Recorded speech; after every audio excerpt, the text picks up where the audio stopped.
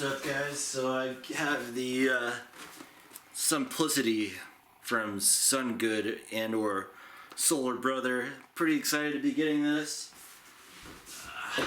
Probably the best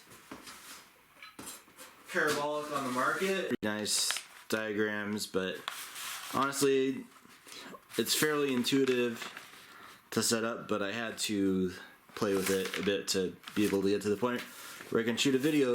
Oh no, it's fluid like this. Now what you'll see here is the cooking tray. It has a special little spot here. We'll just unclick it like that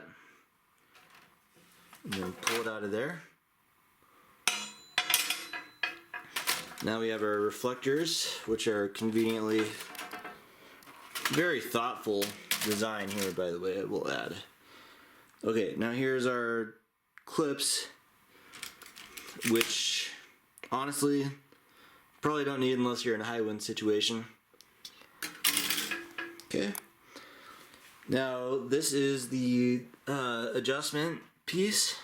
So it's got a nice little notch there, and then it just kind of fits in right there. So we'll just pull this sturdy magnet off. Now this is actually going to go right in this little slot there.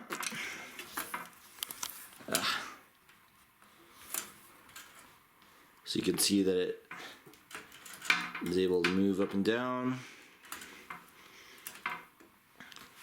Now the remaining part is these, which just click into place very nicely.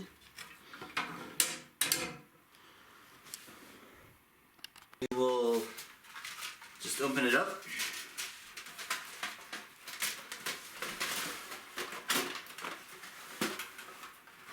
And I don't do it anywhere as cool as the guy that invented this, but until I can really figure out all the intricacies of this design, I'm not going to do it like that now. I actually do believe that I'm supposed to have these in here like this, as opposed to the way that you just saw it. Seems to lend the geometry a little better.